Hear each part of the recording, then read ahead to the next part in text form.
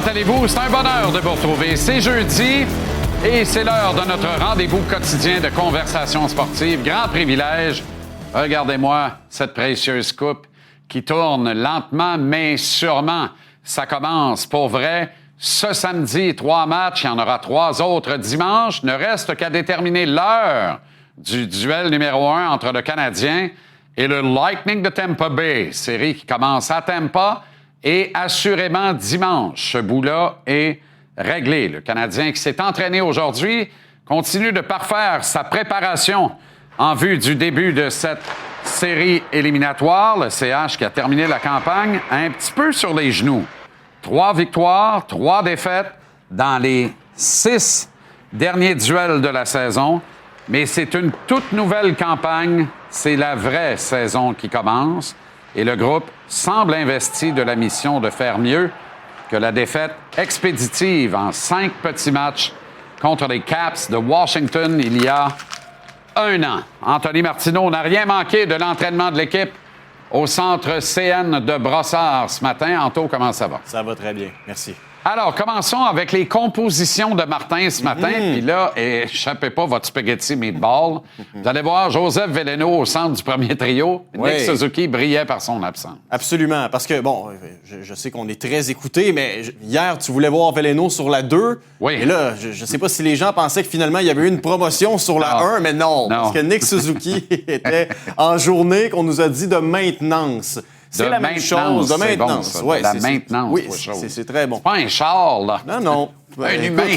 Moi, je ne suis que le messager dans cette histoire-là. Et c'était aussi jour de maintenance pour l'automobile Kaden Goulet, qui lui aussi brillait par son absence. Dans le cas de Jacob Fowler, qui, encore une fois, était absent, dans son cas, on parle de journée de maladie. Alors, c'était les 3 absents ce matin. Mais bon, les gens veulent savoir à quoi ressemblaient les fameux trios et paires défensives. Quelles sont les fameuses combinaisons qui seront déployées contre le Lightning?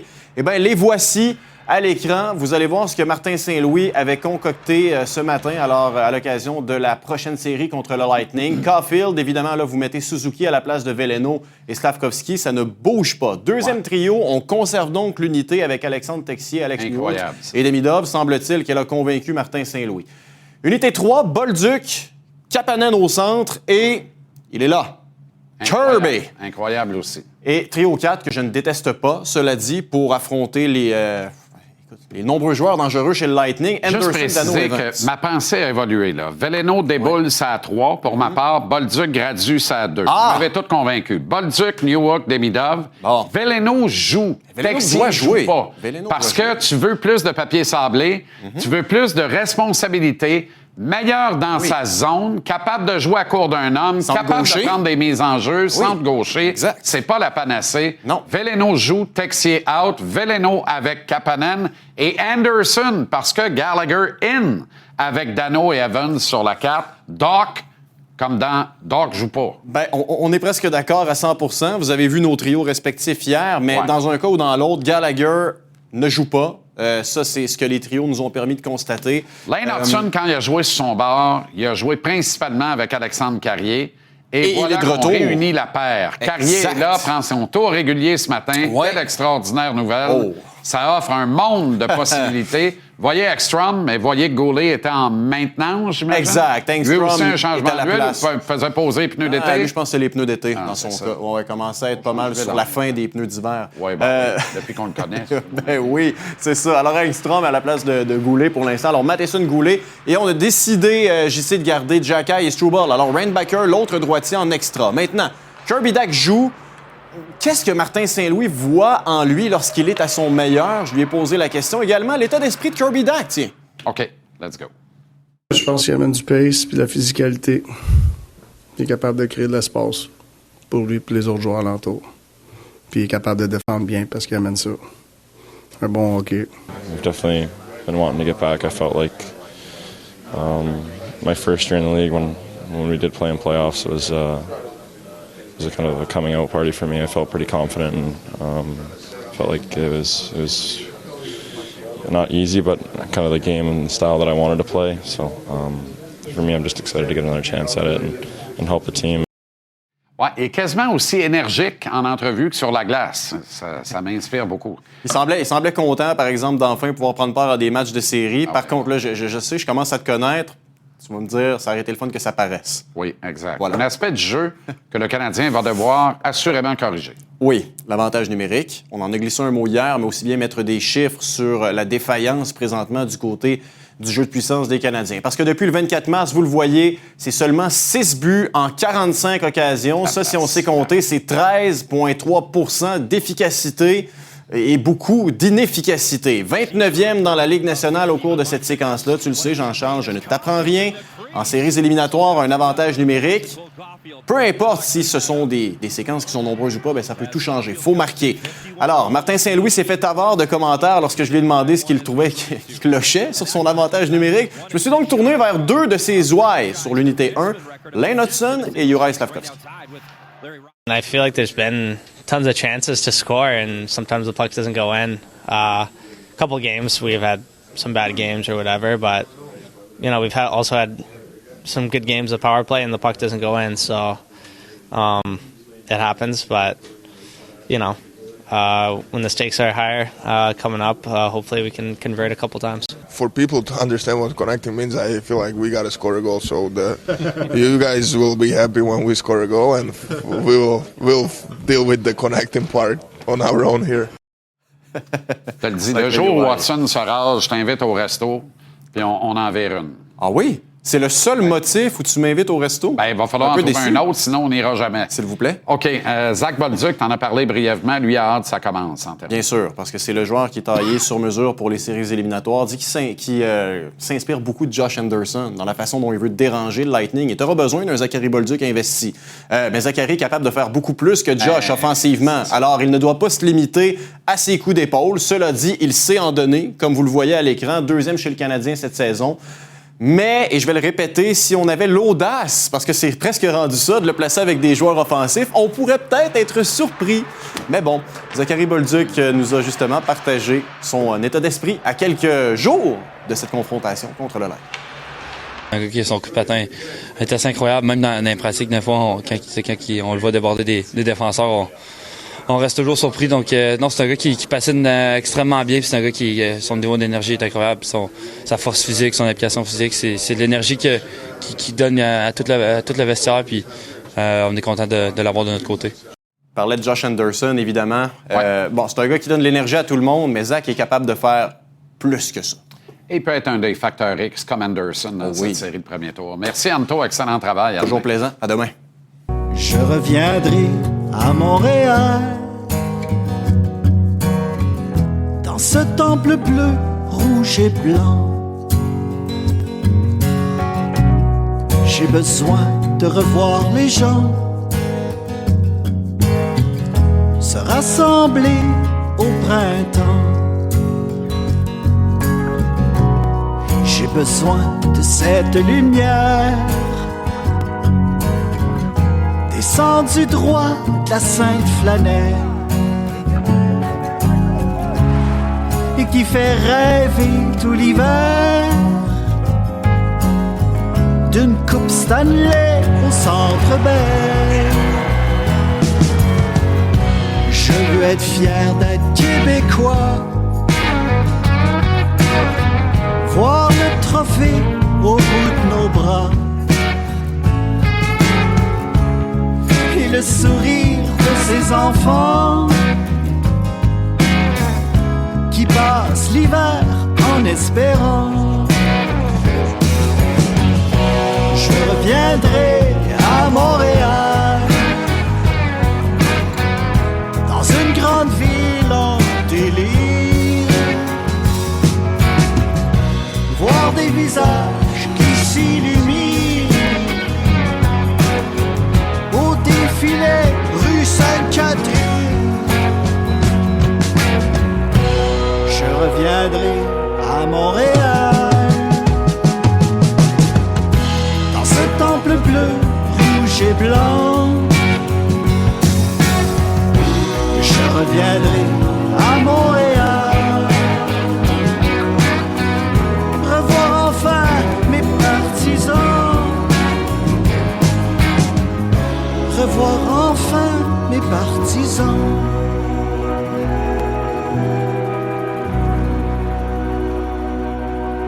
50 ans de ce classique qui ne vieillit pas, je reviendrai à Montréal, de l'original Garou, Robert Charlebois. Qui de mieux que son digne héritier Jérôme pour revisiter ce grand classique québécois en embuscade des séries du Canadien qui nous attendent. Et grâce à la collaboration du Canadien, Chantal Maccabé et l'équipe des Coms, d'ailleurs, bravo.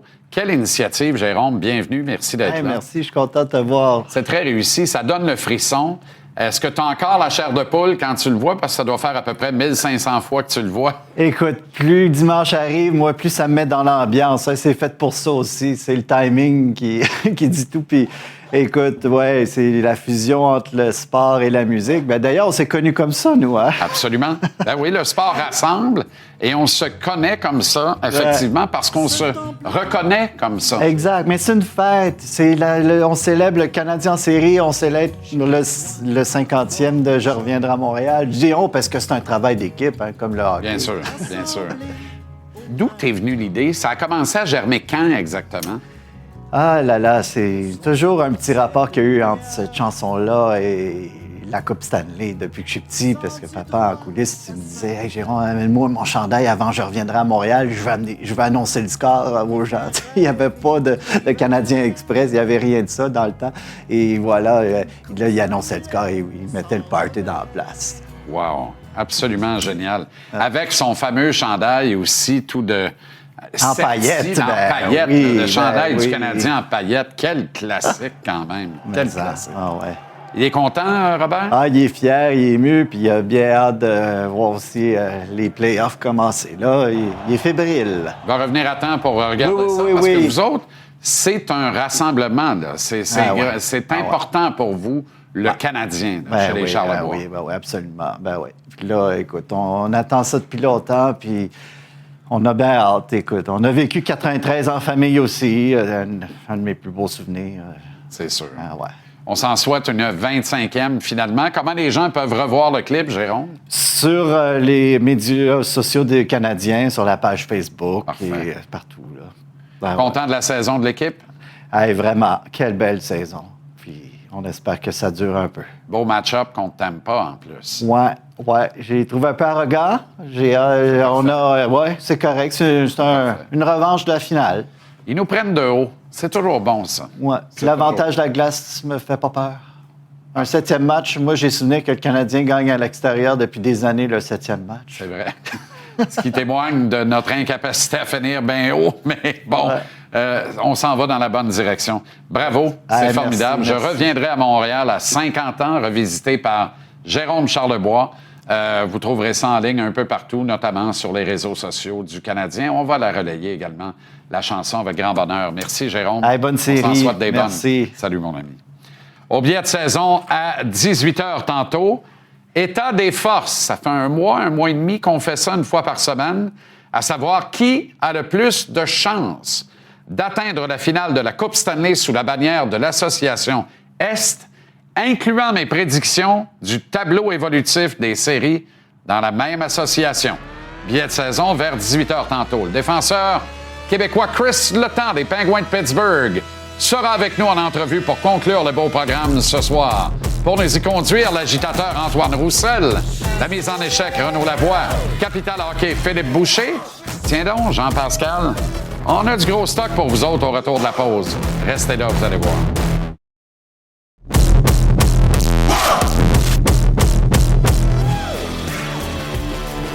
On a une petite surprise pour vous ce soir, une primeur en fait, qui se prépare depuis plus d'1 an, mais on y est enfin. Alors, on vous présente un face-à-face entre deux gars qui le seront sur le ring le 27 juin prochain dans The House of Pain, le bon vieux et mythique Colisée de Laval. À ma gauche, le People's Champ Francis Lafrenière et à ma droite, Jean-Pascal! J'aime ça le dire de même. Comment ça va, les boys? Numéro 1, merci. Top shape. On y est enfin. Là, je veux juste dire en partant, je regardais ça, là, vous cumulez à 80 ans et presque autant de combats, 73, dont 58 victoires cumulées. C'est du millage en joie le vert. Parlez-moi de la prémisse. Là. Comment c'est venu, Jean? Parce que pour toi, les gens vont dire Jean se bat à nouveau, 43 ans. Et là, comme dirait Dodo, c'est bien ton dernier bye-bye? Hein? Exactement. Qu'est-ce que j'allais te reprendre? Il faut arrêter de dire que ça va être mon dernier parce que je vais terminer comme Dominique Michel. Sans manquer de respect parce que je l'adore. Mais je ne sais pas encore ça va être quand mon dernier. J'ai encore du gaz. Je veux le prouver justement le 27 février que j'ai encore du gaz. Je suis dans mes derniers millages, je l'avoue, mais il reste encore du gaz, puis on veut la vidéo complète et ensuite passer à autre chose. On précise que c'est le 27 juin, là, 27 bien sûr, juin. Et non pas le 27 février, mais on avait compris, c'est parfait. Francis, comment ça arrive, comment ça vient, comment ça se concrétise finalement, ce combat-là? Ben, c'est avec le promoteur New Era, Yann Pellerin, avec ses bonnes idées. M'approcher avec ça, puis...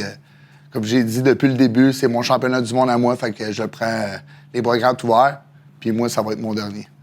Et c'est une fierté pour toi d'affronter Jean-Pascal? Oui. Parce que quand tu le dis comme ça, c'est intéressant, je trouve ça intéressant. Puis en même temps, je me dis, est-ce qu'il est trop honoré ou il va trouver le moyen de l'être un peu moins rendu le 27? Ben non, il va le trouver moins, c'est sûr et certain. Moi, j'ai ma job à faire, je m'en vais là pour moi. C'est mon championnat du monde à moi. D'ailleurs, tu as déjà commencé parce que pour la deuxième fois de suite où tu arrives en entrevue ici, un petit Shiner, je ne sais pas qu'est-ce que tu fais de tes journées, mais à chaque fois qu'il rentre, j'ai l'impression que le combat est à la veille. Ben, gars, la dernière fois que j'ai gagné, ça a bien été. Je travaille fort puis je vais tout faire pour avoir un beau combat cette soirée-là. Jean, tu as eu quand même plusieurs mois d'inactivité.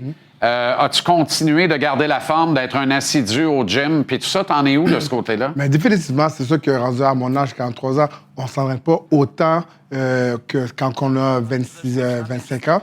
Mais oui, je suis en bonne forme. Il y avait des rumeurs qui pensaient que je faisais 2,30, 2,35 ou même 2,25. Non, je garde la forme, je suis prêt. Puis comme Francis a dit, c'est son combat de championnat du monde. Alors moi, je dois prendre ce combat-là très au sérieux, comme un vrai combat de championnat du monde. Alors je pense qu'on va être prêt pour donner tout un spectacle aux Québécois. Puis en plus, c'est vraiment, je retourne à Laval, je viens de Laval, ça va être contre les Québécois. Moi, je veux vraiment, le 27 février, célébrer le sport québécois. Le 27 juin? Le 27 juin. Non, mais je te dis ça parce que d'après moi, je veux juste en ligne ton camp d'entraînement. Parce que ça va bien aller. Tu prépares le 27 février, on va te chercher le 27 juin. Il est où, lui? Il se prépare pour le 27 février. OK. Qu'est-ce que tu réponds aux gens qui vont dire « Non, Jean, il ne prendra pas au sérieux, il ne respectera pas Francis Lafrenière, il ne prendra pas ce combat-là avec sérieux. » Qu'est-ce que tu réponds à ces gens-là? Il y en a qui vont dire ça. Probablement, mais dites-moi un seul combat que j'ai pas pris mon adversaire au sérieux. Je me suis toujours bien présenté, je me suis toujours bien préparé justement pour donner un beau spectacle aux spectateurs. Alors, ça va pas être autrement le 27 juin. Il faut que je gagne d'une façon convaincante justement si je veux continuer la suite par la suite.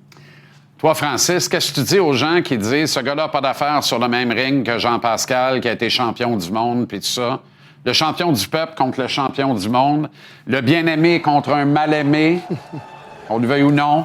Qu'est-ce que tu réponds à ces gens-là? Venez voir le combat. Venez voir le combat. Tout va se passer là. Mais honnêtement, où je suis rendu dans ma carrière après 6 ans, revenir de la retraite, je suis pas revenu pour... Oui, je suis revenu pour m'amuser, mais je m'en vais pas là pour le fun. Fait que, non, honnêtement, je prends ça très au sérieux. Là, t'es quoi? T'es 190? À matin, 190. 185 après l'entraînement. Je vais vous dire, honnêtement, il est arrivé tantôt, j'ai dit, me semble... Puis là, après, je réalise, oui, si tu pognes Jean-Pascal, ne peut pas rester à 160, ça va mal virer. Là. Tu penses combien? 190, 185 après l'entraînement. Avec une plate sur la balance? Avec quoi? Avec une plate sur la balance? Non. OK, c'est bon. Toi, Jean, t'es à combien, là? Moi, présentement, je laisse la poursuite. Je vais être le 27 juin, le 26 juin, je vais être à 175. Parce que la bataille est à 175. Exactement. Ça va être extraordinaire. Dans le House of Pain, Colisée de Laval, un événement New Era Boxing Promotion. C'est Jean-Pascal, Francis Lafrenière. Il n'y a pas de titre, il y a juste de l'honneur en jeu. Puis il y a un bon show entre deux Québécois qu'au fond, on adore. Et ça va être extraordinaire, messieurs. Un petit face-à-face pour la pause. C'est le sport québécois. Voilà, c'est important. Ça sent comme Dana White. Je n'haïs pas ça. Marinaro, au retour de ces quelques messages. Comme disait le regretté Eddie Richmond, faites votre train de bonheur. Jean-Pascal, Francis Lafrenière, 27 juin, Colisée de Laval, The House of Pain.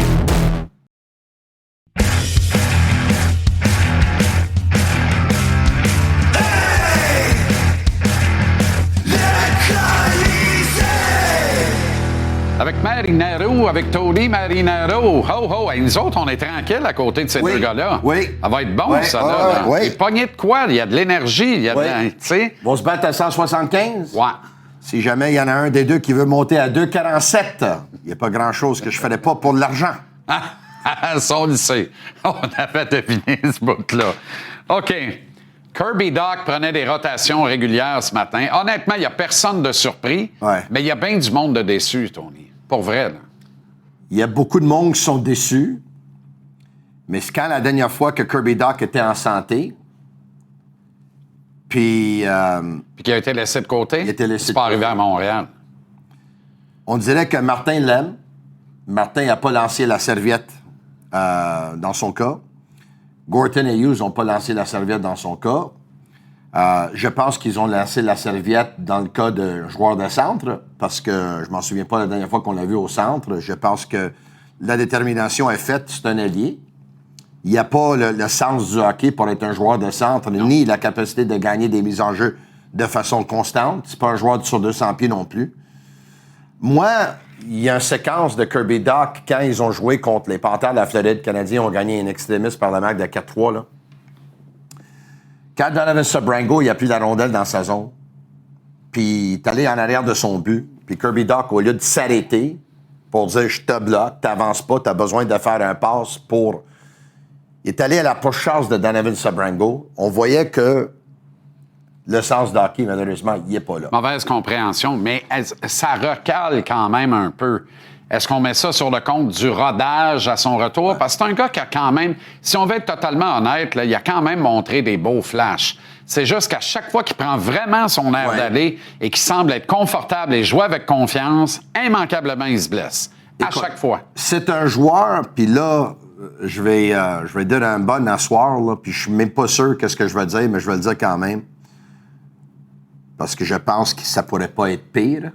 C'est un joueur que je pense qu'on va aimer son jeu dans les séries plus qu'on a aimé son jeu durant la saison régulière. Parce que il le faut. C'est un gars que quand il se fait brasser ou il se fait frapper tôt dans un match, tout d'un coup, il se réveille, il se fâche, il se réveille, puis on va voir des mises en échec dans les séries. Écoute, veux pas, je sais qu'ils s'en servent pas toujours. C'est un gros gabarit. Le Canadien ont besoin de taille, ils ont besoin de poids, ils ont besoin des joueurs comme ça. Il a longue portée. Puis un joueur comme ça, si jamais il marque un but important dans cette série-là, peut-être qu'il va en avoir plusieurs qui vont oublier le fait que ces dernières 4 années à Montréal ont été non concluantes. OK. Mettons qu'on se met d'accord, puis on accepte. Docker joue, Gallagher joue pas. Parfait. Moi, là, pour vrai, Tony, là, je veux voir Joe Veleno à la place d'Alexandre Texier, puis je veux voir Veleno sur le 3e trio avec Kapanen et Dach, puis je veux voir Bolduc avec Newhook et Demidov. Je pense pas que ça va arriver. Ça arrivera pas, mais je te dis, il faudrait que ce soit ça. Veleno a bien plus de grit, de papier sablé qu'Alexandre Texier. Il y a un aussi bon, voire un coup de patin un peu plus fluide. La compréhension de la game de Veleno me semble légèrement supérieure à celle de Texier, qui, en contrepartie, a peut-être des meilleures mains, une meilleure capacité de marquer des buts, ce qu'il ne fait plus, puis il n'y a plus de tir de barrage une fois que les séries commencent. Veleno peut être un joueur de centre gaucher, c'est pas la panacée dans cette équipe, et il excelle en désavantage numérique. 2 autres avantages qu'on peut lui conférer sur Alexandre Texier. Je pense que Veleno représente une identité de 3e trio davantage que Texier. Mais tant que Martin va garder dans sa tête et son cœur de laisser Bolduc sur un 3e trio, Veleno est condamné à attendre son tour parce que Veleno ne peut pas jouer ça à 2 à la place de Texier. OK, je suis d'accord sur tout ce que tu as dit sur Veleno.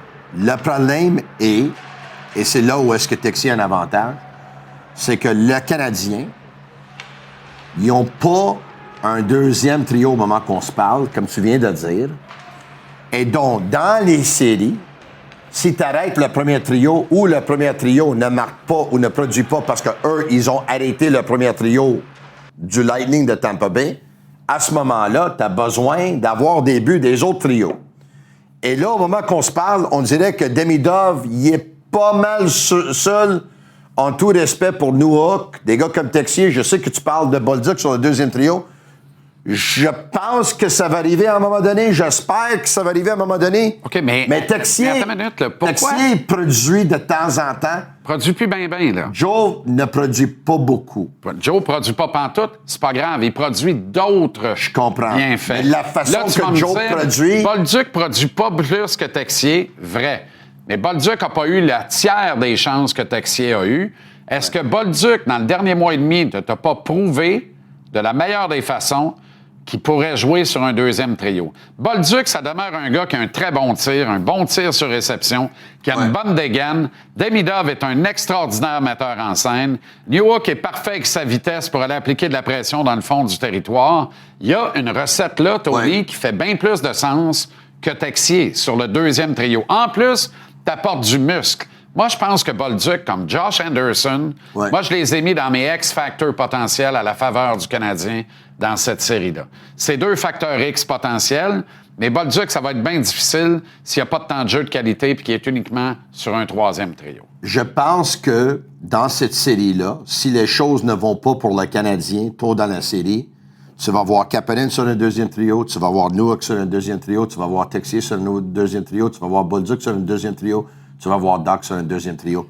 Ça va être en rotation. Mais tout ça, aussi longtemps qu'ils vont ça veut essayer dire de que ça va mal.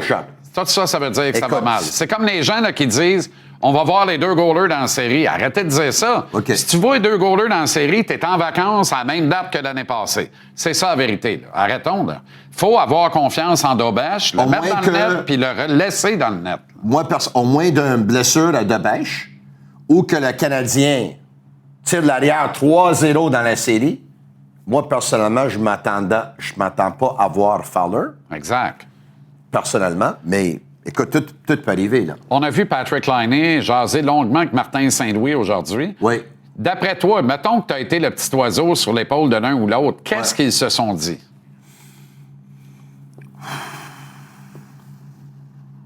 Je sais pas. Est-ce que Laine a osé dire « En tout cas, je suis prête, coach. Si tu as besoin de moi, je suis prête. » À sa place, c'est ça que je dirais. Je dirais... Est-ce que Martin l'a remercié et félicité de son extraordinaire attitude? Je pense que oui.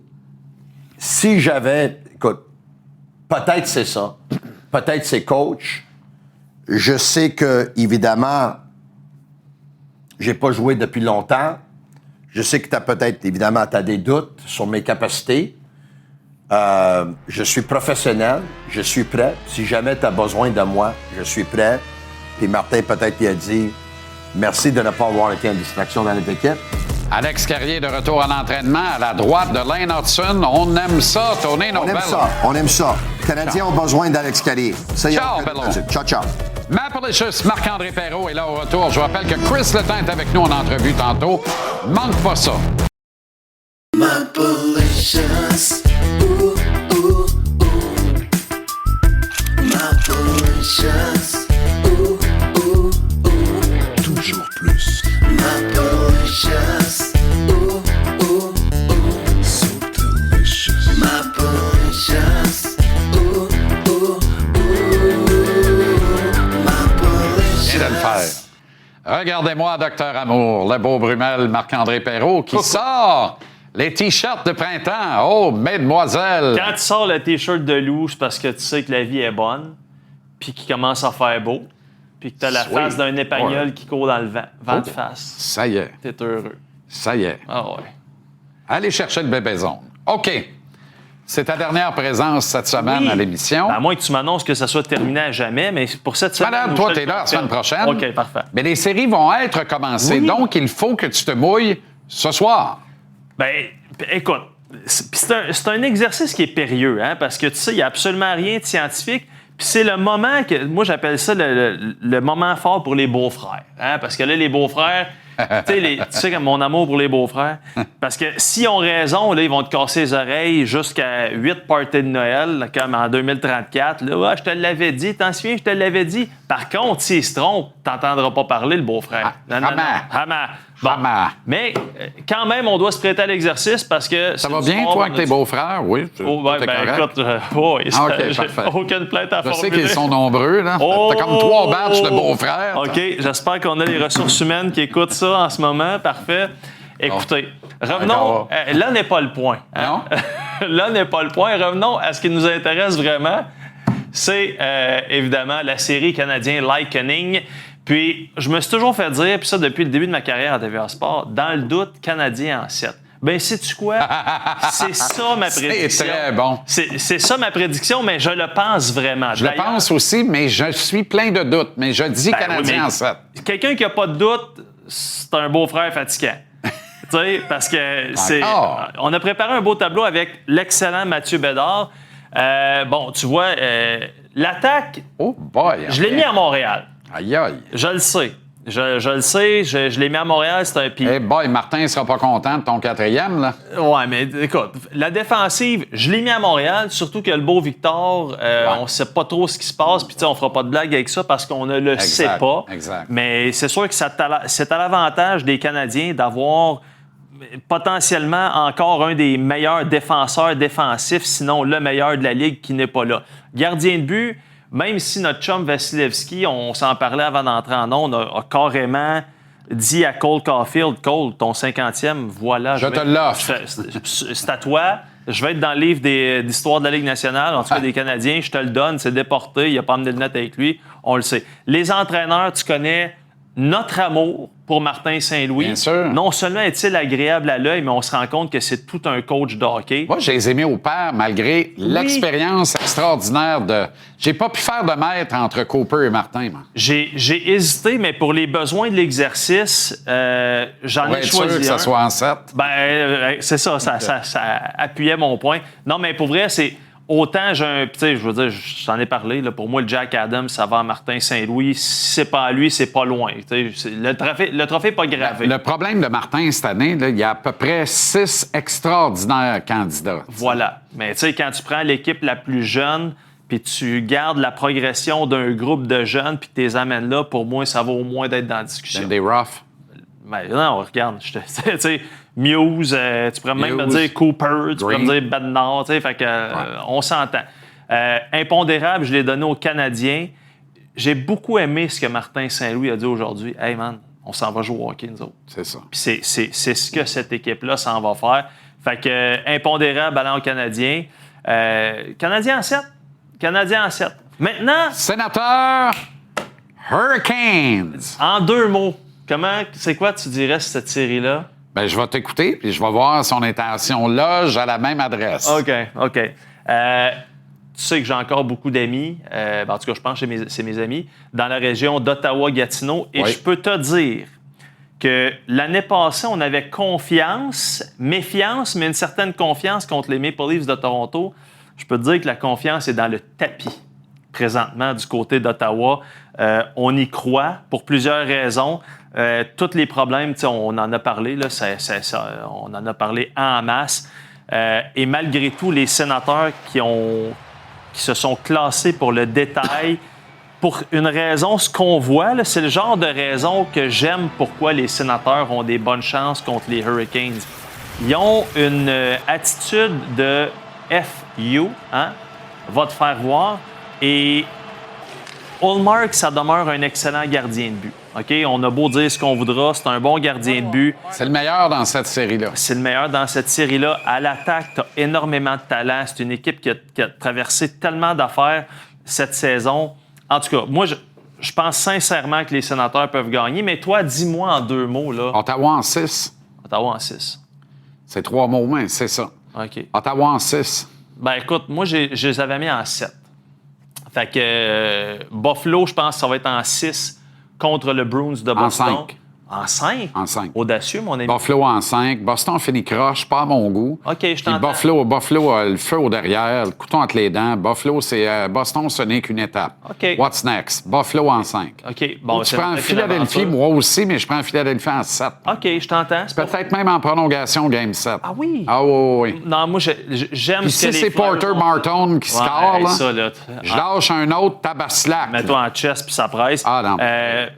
Pour 10 points en un match. Imagine ce qu'aurait fait Michael Hay. Oh, je t'entends. Dan Brière, bravo. Puis je pense que les Pingouins vont manquer de gaz. Mais en même temps, ne bête jamais contre Sidney Crosby. Dans l'Ouest, c'est pas réglé, mais dans ma tête, c'est réglé. J'aurais dû fermer ma boîte. Chris Letang s'en vient tantôt. J'espère qu'il n'annulera pas l'entrevue. Non, ben écoute, il est ça à 2, justement. Juste à dire, Colorado va passer. Minnesota, je pense qu'ils vont passer. Ouais, les Dallas, Colorado. Si ça bouge pas, là... Non, Oilers va passer, tu vas me avoir un souper. Non. Tu me dois un souper déjà. Oilers out. Tu peux racheter si tu veux. Terminado, les Oilers, les Ducks gagnent. Le Mammoth va causer la surprise. Tu l'auras entendu ici. Je t'embrasse. Billet de saison, entre autres, au retour. Et Danny Dubé, restez là.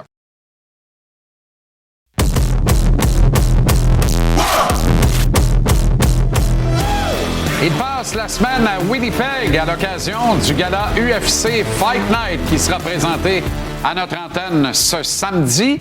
Et il en a profité aujourd'hui pour se retremper dans une ambiance de hockey parce qu'on diffuse ce soir le possible dernier match de l'illustre carrière de celui qui a un petit peu de Québécois en lui, Jonathan Toews. Sa maman insiste pour qu'on l'appelle Jonathan et non Jonathan. Vous reconnaissez Benoît Beaudoin, qui se prépare à officier à la description de ce match depuis Winnipeg ce soir. Ça va bien, Ben? Ça va très bien. À Rome, on fait comme les Romains. Donc, à Winnipeg, on vient voir un match de hockey. Comme tu dis, le dernier d'un gars qui va se retrouver fort possiblement au Temple de la Renommée. Est-ce que ce sera son dernier? Point d'interrogation quand même, Jean-Charles. À suivre. Alors, tu l'as rencontré ce matin, Ben? Exactement. Puis en fait, je lui ai posé la question, mais tu sais, c'est pas un gars qui se confie. Hein. Il dit qu'il le sait pas lui-même s'il avait le goût de continuer à 37 ans, bientôt 38 à la fin du mois. Laisse-moi en douter. Il dit, bon, on était dans une course aux séries et tout ça, là, on jouait tous les 2 jours, j'ai pas eu le temps de penser. Je me concentrais vraiment sur ce qu'on avait à faire. On est arrivé à court du côté des Jets. 2 choses pour Jonathan Toews. D'une part, très, très sympathique. Toujours agréable de discuter avec lui en français, évidemment. Il a fait un gros pari, lui, tenter de revenir après 2 ans d'absence, des gros problèmes de santé. Il voulait jouer dans sa ville natale. Donc, quand on regarde verre à moitié plein, il faut lui lever notre chapeau parce que pari réussi. Il va jouer ce soir son 82e match de la saison. Chose qu'il a fait seulement 2 fois dans sa carrière, jouer une saison complète, une première depuis 2018-2019. Donc, juste pour ça, chapeau après tous les ennuis qu'il a connus. Cependant, c'est un gars qui est un fier compétiteur. Et il l'a dit, le fait de ne pas faire les éliminatoires ici à Winnipeg, on est très déçus, très frustrés. Et lui-même, au niveau de ses statistiques et de ce qu'il a apporté à l'équipe, un peu déçu de ses performances. Si on avait espoir qu'il soit encore capable de jouer dans le top 6 d'une équipe de la LNH, je pense qu'on peut oublier ça parce qu'on le voit, son temps de glace chute, on est autour de 13-14 minutes, même pas 30 points cette année en 81 matchs, donc c'est plus difficile au niveau offensif. C'est pour ça qu'on se pose la question s'il va continuer ou si même une équipe va lui offrir une chance de continuer l'an prochain. Bref, on peut écouter Jonathan Toews à l'aube de ce dernier match de la saison, ici peut-être le dernier de sa carrière, sur le bilan qu'il fait là, de cette saison de retour pour lui. Je pense que oui. Je suis fier, évidemment. Il y avait des défis que je m'en ai pas rendu compte au début. Mais des fois, on se retrouve dans un rôle que au début, on n'aime pas vraiment ça. C'est pas à notre goût, mais on fait ce qu'on peut pour l'équipe. Puis pour moi, j'ai toujours eu une fierté d'être capable d'aider l'équipe à gagner dans n'importe quelle position. Alors pour moi, c'était la même chose, d'avoir une bonne attitude, d'être un leader dans le vestiaire. Puis de faire ce que je pouvais. Alors, je suis fier d'avoir eu la chance de jouer dans la Ligue encore. Puis ici, dans ma ville natale à Winnipeg, c'était vraiment spécial d'avoir la famille puis mes amis à tous les matchs. Alors, c'était vraiment une année spéciale, même si ça a mal tombé dans la fin aussi. Je ne t'étonnerai jamais de l'excellence du français de ce garçon-là. Ouais. Si quelqu'un doute qu'il parle français avec maman, là, parce que maman ne parle pas anglais. Non. Avec Jonathan, elle parle français. C'est extraordinaire, extraordinaire. OK, UFC Fight Night sur nos ondes samedi. Grosse opportunité, notamment, pour le Canadien Mike Malott en finale. Ouais, c'est dur à croire là, que là, je suis à côté de la glace, il fait très froid. C'est dur à croire que dans 48 heures, même pas, tout ça va être transformé en un endroit où il va y avoir une cage, un octogone au centre de la glace. Oui, Mike Malott, première finale à l'UFC. Il y a une histoire intéressante. C'est un gars ultra sympathique, ultra charismatique, émotif également quand il se bat. Lui, Jean-Charles, là, à 25 ans, il a pris une retraite. Hein? Pendant 4 ans, il n'a pas compétitionné, il avait perdu le feu sacré, s'est concentré sur le coaching. Finalement, autour de la trentaine, a décidé de revenir et quelle bonne décision parce que depuis son retour, a réussi à se tailler une place à l'UFC. Il est 6-1 dans la plus grande organisation au monde et là, cogne à la porte du top 15. Affronte un gars qui s'appelle Gilbert Burns, un ancien aspirant au titre mondial. Donc, pourrait faire sa place pas loin du top 10 mondial avec une victoire en finale du côté de Winnipeg ici. Donc, pour Mike Malott, là, il veut profiter de tous ces moments-là. Deuxième chance d'entrer dans le top 15 mondial. Il y a 2 ans, à Toronto, chez lui, ça n'avait pas très bien été. Il avait sa seule défaite à l'UFC, en fait, c'était devant les siens. Là, il sent que 2 ans plus tard, là, son temps est maintenant venu et il est prêt. On peut l'écouter, Mike Malott. The growth and the experience are the two biggest things, right? I've had a lot more octagon time, a lot more time with my feet on the canvas in front of the crowd, and a lot more time understanding what it feels like to be representing your country internationally, and a lot more time understanding what I need to do to get the best out of myself. So we spent a lot of time growing as a martial artist and as a man, but also just spiritually growing and feeling a lot more prepared for this. Qu'est-ce que t'as un combattant d'ici samedi, Ben, en terminant rapidement? Là, tu as 24 combattants en ce moment qui sont à l'hôtel et qui vivent le martyre, Jean-Charles, parce que demain, c'est l'épreuve de la pesée. Et honnêtement, je le dis, là, des gens qui disent que c'est une formalité faire le poids à l'UFC, en arts martiaux mixtes en général, ce n'est pas.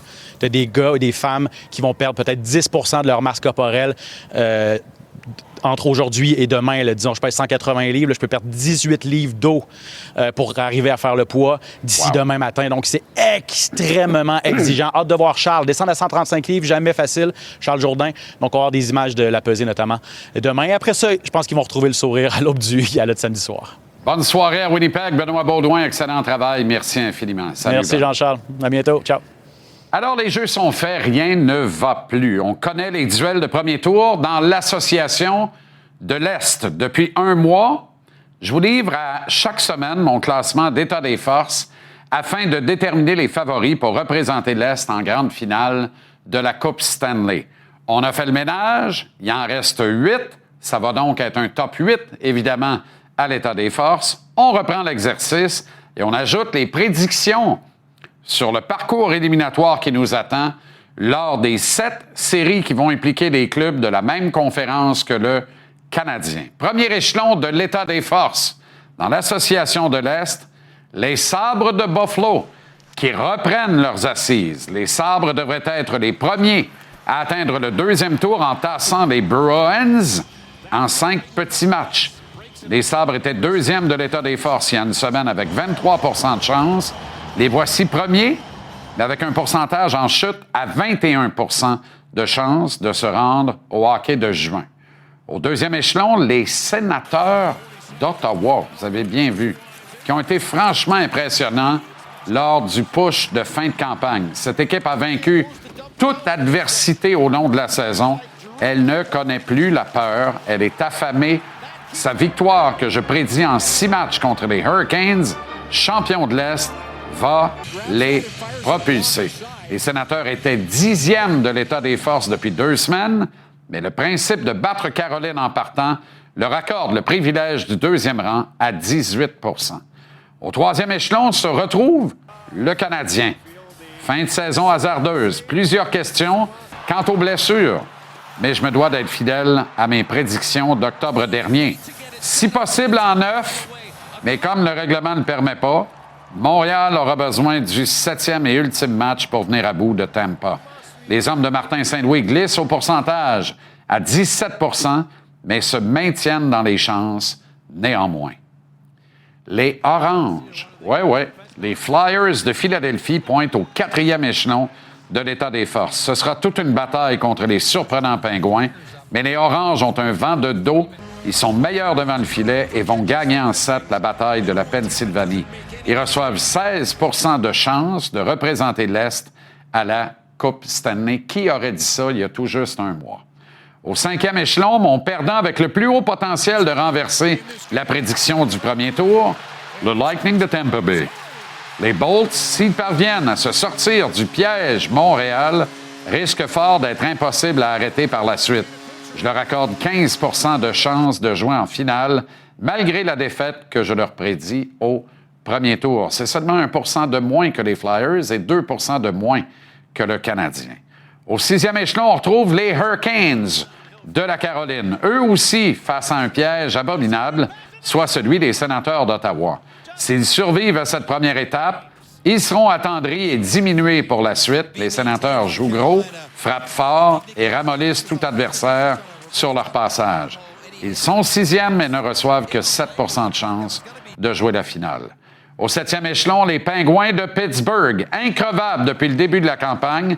La bande de Sidney Crosby a raison d'y croire, mais la conjoncture qui les a favorisés lors des 82 matchs réguliers va leur faire faux bond dans ce gros tournoi contre les Flyers en partant, qui plus est. C'est malheureux, mais comment donner plus de 4 % de chance aux vieux manchots de combattre en santé et victorieux pendant 3 éreintantes séries éliminatoires, qui plus est les gagner? Enfin, les Bruins de Boston ferment la marche avec un maigrichon 2 % de chance de soulever le trophée en juin ou encore même de s'y rendre. Et surtout, de causer une énorme surprise à la face du monde du hockey au grand complet. Les Jaunes et Noirs ont étonné alors que certains leur prédisaient un très haut choix de repêchage. Les voici en série contre toute attente. Ils auraient eu de meilleures chances contre une équipe moins costaude, moins robuste. Hélas, ils se mesurent au désormais puissant Sabre de Buffalo en partant. Ils vont être en vacances de bonne heure, mais pourront quand même dire mission accomplie. En résumé, Buffalo est l'ennemi à abattre dans l'Est. Les Sénateurs et les Flyers vont vendre chèrement leur peau en éliminatoire. Le Canadien n'a plus ce formidable vent de dos qu'il s'était procuré lors de sa série de 8 victoires de suite. La santé de certains éléments inquiète autant que la tenue en fin de campagne de Jacob Dobeš. Mais si les planètes s'alignent et tout ce que je viens de vous dire se concrétise, ça veut dire Montréal-Philadelphie au 2e tour, le Canadien qui gagne à l'arraché en 7, les Sabres et les Sénateurs qui s'entretuent au 2e tour, les Sabres qui l'emportent en 7, le Canadien contre Buffalo en 3e ronde, léger avantage Montréal qui gagne à nouveau en 7 et qui atteint la grande finale contre qui sait, pourquoi pas, Tortorella et les Golden Knights de Vegas. Le Canadien demeure un groupe jeune, mais un groupe uni qui joue avec une passion, qui joue sans peur, qui ne connaît pas l'adversité, parce qu'à chaque fois qu'elle arrive, il s'amuse à la surmonter. Et cette peur absente-là peut servir à soulever des montagnes. J'espère de ne pas trop me tromper. Quel printemps ça nous ferait.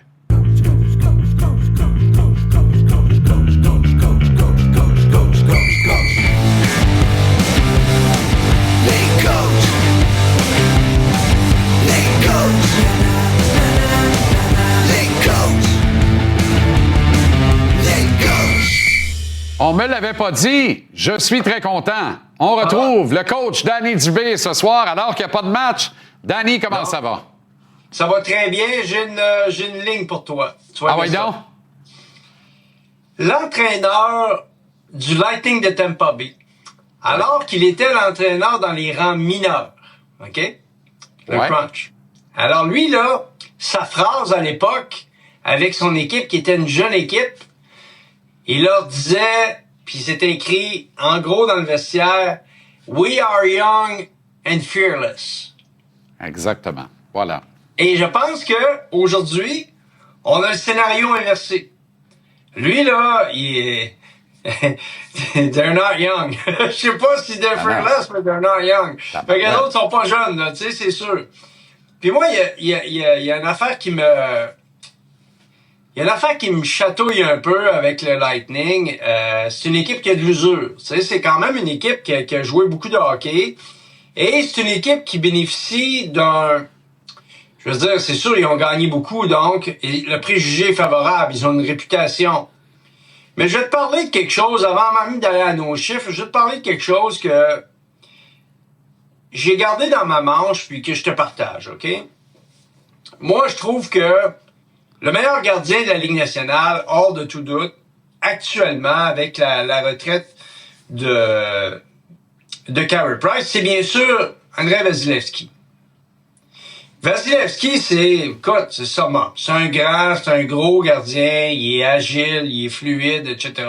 Il y a eu des problèmes de santé dans les dernières années, mais écoute bien ça. Au cours des 3 dernières années, je sais, lui, là, il a joué 16 matchs en série. C'est combien il en a gagné?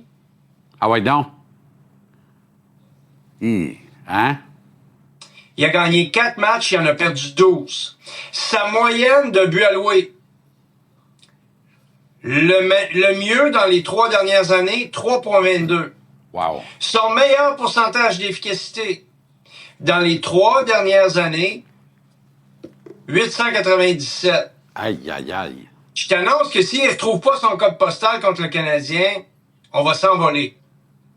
Tu sais, c'est aussi simple que ça. Maintenant, écoute, tu deviens pas mauvais du jour au lendemain. C'est impossible. C'est un bon gardien, c'est un gars qui a de l'expérience. Quand tu regardes sur l'ensemble de l'œuvre, ses pourcentages sont beaucoup plus élevés que ça. Sa moyenne de buts alloués, bien sûr, est beaucoup plus basse que ça. En série particulièrement, il est capable de gagner des matchs numéro 7. On le sait, il l'a fait par le passé. Nous, notre genou, on sait rien dessus. Tout ce qu'on a, c'est... On a des appréhensions positives. On sait très bien que c'est un bon gardien. Il y a des chiffres qui sont assez révélateurs. Maintenant, il doit transposer ça dans un contexte beaucoup plus difficile. Exact. Parce que tu conviendras avec moi, qu'en série, c'est rare que tes scoreurs restent tes scoreurs, mais ton goaler reste ton goaler. C'est très bon. Très bon. Avant qu'on aille dans les chiffres là, et l'illustration parfaite de pourquoi on appelle ça l'autre saison, voire la vraie saison, le gros tournoi, tous les superlatifs sont bons et bienvenus dans les circonstances. C'est pas le même hockey, puis tu vas bien nous l'exprimer. Juste avant, personne n'a eu plus de 1000 minutes de pénalité au global de la saison, à part le Lightning de Tampa Bay, à plus de 1100 minutes. C'est moi, Danny, où on a essayé de faire un copier-coller de nos voisins d'État qu'on a vu passer puis aller en finale de la Coupe Stanley depuis 3 ans, mais que dans ça, il y a un petit peu du rôle de composition. Puis quand tu t'appelles pas Patrice Robitaille, un rôle de composition, ça se peut que tu aies l'air fou dans certaines scènes. J'ai l'impression que le Lightning ne joue pas dans sa véritable identité, joue dans une identité empruntée ou copiée sur ses voisins d'État. Et quand tu appliques ça aux Canadiens, ça confère un avantage à Montréal parce que, moi, te le résumer bêtement, ils nous trouvent laids, ce qui fait qu'ils nous manquent de respect. Ouais, ben écoute, c'est vraiment intéressant la perspective, comment tu me présentes ça, parce que moi, je veux dire, je pense qu'une des facettes de l'équipe, c'est que à un moment donné, là, il y a un prix à chaque chose. Si tu décides que tu joues du hockey de contrôle de rondelle, ça veut dire que tu vas avoir beaucoup de talent sur ton équipe. Beaucoup de talent, ça coûte beaucoup de sous. Lorsque tu as une équipe établie et que ça te coûte peut-être, je sais pas, je vais dire un chiffre, là, pour tes 6 premiers attaquants et tes 3 derniers défenseurs, 60% puis ton gardien, mettons 70% de ta masse salariale, ben, qu'est-ce qui te reste à aller chercher? De la robustesse. Ouais. Alors, évidemment, ça, c'est la version, c'est le raccourci. Mais je pense aussi que les équipes se sont rendues compte dans l'Est que ça prend du papier sablé dans ton alignement, mais juste du papier sablé, ça tient pas la route. Juste du papier sablé, tu gagnes pas avec ça. Exact. Ça te prend les joueurs qui sont capables de produire offensivement et de défendre adéquatement. Et si la robustesse est au rendez-vous, c'est toujours l'extra. Mais les bons joueurs seront toujours les bons joueurs, ceux qui finissent par faire la différence. Mais en terminant, je vais te parler rapidement des chiffres que j'ai sortis pour toi, parce que je trouve que c'est extrêmement important pour nos auditeurs, les téléspectateurs, de comprendre que lorsqu'on dit l'équipe, souvent c'est les défensives qui gagnent les championnats, c'est parce que c'est très simplement expliqué. Ton attaque, là, c'est très difficile de maintenir le même niveau d'attaque en série. Pourquoi? Il y a 25% plus de volume au niveau des actions défensives, donc des mises en échec, des rondelles soutirées, des rondelles, des jeux coupés, etc. Donc, c'est très, très serré. Espace-temps diminué. Donc, les joueurs vedettes ont plus de difficultés à marquer, à produire. ça avantage les gardiens. Donc, les gardiens deviennent pas mal souvent des meilleurs joueurs en série. Donc là, si tu regardes les équipes qui ont gagné la Coupe Stanley au cours des 3 dernières années, soit Vegas et le Lightning de Tampa Bay, tu regardes la différence, c'est clair, là. Les séries et la saison, à chaque fois où les Panthers ont réussi à gagner un petit peu au niveau de l'offensive, c'est avec l'intégration d'un nouveau joueur. En 2023-24, c'était qui? Tarasenko. En 2024-25, c'était qui? Brad Marchand. Alors, évidemment, ça a gonflé un peu tes performances offensives. Ça, c'est la première chose. Regardons maintenant défensivement. Les bonnes équipes sont capables de resserrer le jeu en défensive. Alors, ça, c'est la clé. Et là, je te le dis très candidement, c'est là que ça va jouer pour le Canadien de Montréal. Est-ce qu'on est capable de resserrer la défensive à un point tel où on est capable de maintenir une moyenne de buts alloués en bas de 2,5 buts par match? Parce que c'est la clé. Les bonnes équipes offensives, ils finissent par mourir. Les Oilers, c'est le meilleur exemple. Les chiffres sont très bons en offensive. On a de la difficulté à réduire défensivement. Si on regarde en 2023-24, ils ont réussi à améliorer ça. Ça s'est terminé en 7. Ça aurait pu aller d'un bord comme de l'autre, comme on dit chez nous. Mais regarde l'année suivante. C'est une déconfiture complète, 3,3 de buts alloués. Et évidemment, ils ont perdu en 6. À 5 contre 5, ils ont perdu le pointage durant les 6 matchs. Pourtant, ils avaient une force de frappe en avantage numérique. Et tu sais, JC, c'est pas suffisant. C'est la défensive qui donne les championnats et les gardiens deviennent tes joueurs vedettes. Même un 4e gardien comme Hayden Hill est devenu un sauveur. Alors, regarde ses chiffres, c'est assez percutant. Alors, tu sais, temps et espace, jeu à 5 contre 5, structure défensive, puis là, je t'ai pas parlé du désavantage numérique. Je me garde un peu de dessert. Voilà pourquoi Veleno doit jouer. Oh, wait. OK. Peut-être pas. C'est une autre histoire. Tu y crois aux Canadiens, Danny, en terminant? Vite, tu y crois? Parfait. Absolument. Excellent. Le facteur X, c'est devant le filet. Merci, mon ami. Merci infiniment. Salut, Danny. Au plaisir. Bye-bye. Quelle pertinence, quand même. Chris Le Temps en entrevue tantôt pour nous y conduire au retour coup sur coup. Antoine Roussel, Renaud Lavoie et Philippe Boucher. Vous êtes à la bonne adresse.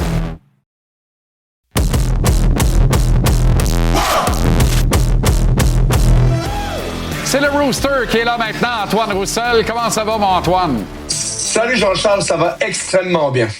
Canadien Lightning, on commence lentement mais sûrement à mettre la table. Tu es de ceux qui croient que David Reinbacher va voir de l'action dans cette série-là. Il n'était pas dans les rotations de réguliers ce matin à l'entraînement, mais je suis assez d'accord avec toi pour penser que ça se peut très bien qu'il fasse la paire avec Jayden Struble en 3e paire chez le Canadien. Écoute, ça serait pas une des premières qu'on voit un gars ne pas nécessairement prendre les rotations régulières, puis le premier match des séries, boum, il rentre dans l'alignement. Je pense qu'on a encore beaucoup de respect pour le monde qui ont passé la saison là, mais j'ai adoré vraiment là, ses présences, j'ai adoré ces 2 derniers matchs. Pourquoi? Parce que, écoute, il y a eu un premier match où c'était une acclimatation, et déjà dans le 2e match, on voyait quelqu'un qui patinait avec la rondelle, qui faisait des jeux, qui étaient présents, qui étaient surtout visibles.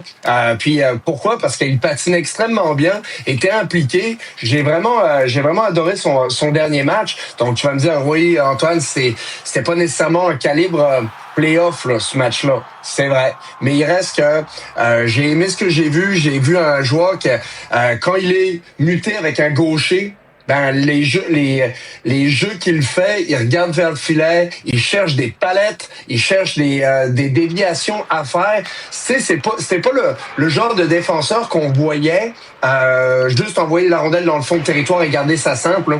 Je trouvais qu'il avait rapidement pris ses aises, et ça, je trouvais que c'était une excellente nouvelle parce que on le sait, et je fais partie de ceux-là, que un gaucher, un droitier à défense, c'est ce que ça te prend. Pour avoir une paire efficace, c'est le best, c'est le meilleur. Pourquoi? Parce que il y a des jeux que t'es pas capable de faire quand t'es de l'autre côté. Quand un gaucher joue à droite, oui, il va avoir certaines facilités à jouer la rondelle dans le milieu de la glace, mais il va avoir tellement de la misère à jouer ces rondelles-là et trouver des lignes de passe quand le jeu est serré, quand tu as une pression extrême sur le défenseur avec un excellent échec avant pour remonter cette rondelle-là à l'ailier qui est posté là. C'est pas toujours évident. C'est facile à dire, mais pas toujours évident. C'est un gros plus pour lui d'être un droitier naturel, en effet, mais en même temps, c'est une énorme bouchée, le hockey de série éliminatoire. Il connaît pas ce bébête-là. Un moins pour moi, là, c'est vraiment sa toughness. Est-ce qu'il a la robustesse pour jouer le Sherwood qui va jouer en série dans le tiers défensif? Je trouve qu'il protège mal le demi-cercle, la peinture bleue de son propre gardien de but. De la difficulté à se faire justice, fait pas le poids. C'est un gars qui va devoir mettre du muscle sur sa charpente au cours des prochains mois, là. Il n'y a rien, tu sais, je veux dire, probablement, là, puis c'est pas le seul du Canadien qui va se faire bousculer puis qui va se faire tasser. Dans son cas, va juste falloir être intelligent. T'as pas besoin d'être le plus gros, le plus fort pour avoir du succès. Faut juste que tu sois intelligent et c'est ça un petit peu ce que j'essayais d'expliquer un petit peu plus tôt par le genre de jeu qu'il cherchait à faire. Mais bien évidemment, on va vouloir voir quelqu'un qui est physique devant le filet, qui protège son gardien, surtout si t'es jumelé, puis on l'a vu dans le dernier match, jumelé avec Hudson. J'ai pas haï cette paire-là non plus, mais il reste que t'as raison, il va falloir que devant le filet, il commande le respect, mais en même temps, écoute, il n'y a pas de meilleur moyen que d'être tiré dans la gueule du loup pour voir qu'est-ce que t'as dans le ventre. Puis, écoute, les séries éliminatoires, c'est un autre monde, mais écoute, faut que c'est une première pour toi, pour n'importe quel joueur. Faut que tu l'essayes, faut que tu le fasses, et après ça, on jugera. Mais j'en ai vu assez, et c'est rare que je dis ça, Jean-Charles. Souvent, je prends mon gaz égal, puis je suis patient avant de dire, OK, faudrait l'envoyer dans la gueule du loup. Moi, je pense sincèrement qu'avec ce qu'on a vu, on n'est pas moins bien attelé avec Ryan Backer qu'on l'est avec Jacky, pour te dire. Antoine, quel est ton alignement en défensive, considérant que Carrier va être là? Il prenait des tours réguliers avec Lane Hudson aujourd'hui. C'est quoi tes pairings en défense? Ben, c'est sûr que tu sais que j'aime ça avoir un gaucher et un droitier. J'aimerais ça avoir Matheson, Carrier, ça c'est sûr. J'aimerais ça avoir Hudson, Ryan Backer. Et après ça, ben, mets-moi ce qui reste, là. Tu sais, c'est, puis ça, c'est à la guise de Martin. On a vu que Struble était quand même bon avec Hudson. C'est pour ça que, je laisse cette option-là. Ça serait comme ça. Sinon, ben, écoute, ça va être Jacky avec Struble. Mais j'ai eu de la misère avec ça, tu sais, ça a été complexe, mais du fait que Tampa Bay amène tellement une intensité, j'ai pas ça avoir Jacky dans l'alignement juste pour mettre les pendules à l'heure. Juste s'il joue un petit peu moins, c'est pas grave, on va faire jouer les autres. Mais c'est clair que la perte de Dobson fait extrêmement mal. En attaque maintenant, Zachary Bolduc demeure allergique. On dirait qu'il va prendre un choc s'il se retrouve sur le top 6. Donc, il est encore sur le troisième trio et je comprends rien là-dedans parce que le cousin Texier est avec Newhook et Demidov et Gallagher ne prenait pas de rotation régulière aujourd'hui. Veleno, tant qu'à moi, devrait jouer à la place de Texier, à gauche de Kapanen et d'Anderson, avec Gallagher, avec Dano et Evans et Bolduc avec Newhook et Demidov. Évidemment, ça n'arrivera pas. Ben écoute, Jean-Charles, il y a une chose est sûre, c'est que quand tu regardes cet alignement-là, le fait que Gallagher soit pas dans l'alignement, ça ne durera pas longtemps. Tu perds le premier match, Gallagher, faut qu'il rentre. Surtout si tu te fais bousculer. Gallagher, là, en tant que professionnel, il va agir comme un pro. C'est sûr que ça le brûle en dedans, ça lui fait mal. Écoute, pour avoir déjà vécu ce genre de situation-là, tu veux faire partie de l'alignement. Mais t'es pas un gars égoïste de même pour que juste penser à toi. Tu sais que ton tour va revenir, puis qu'il va falloir que tu le saisisses. On le sait ce que t'es capable de faire. Moi, personnellement, tu sais, tant qu'à avoir Dak, je préfère avoir Gallagher là, dans l'alignement. Pourquoi? Parce que il est testé. Il est testé en série. On a vu qu'est-ce qu'il y avait dans le ventre. Puis l'autre, ben, c'est correct. Mais tu sais, je vais pas à la guerre avec Kirby Dak. Je vais à la guerre avec Brendan Gallagher. Demain, direction Tampa avec toute l'équipe de TVA Sport, Antoine. Ça va être le fun. On va suivre ça avec grand intérêt et sentir toute la fébrilité des séries, tous les matchs, tous les soirs, tous les jours, ici, à TVA Sport et TVA Sport 2. Merci infiniment, mon cher Antoine. Bon vol. Et puis, sois prudent, faites pas trop de niaiseries sur la route. Et on se reparle très bientôt.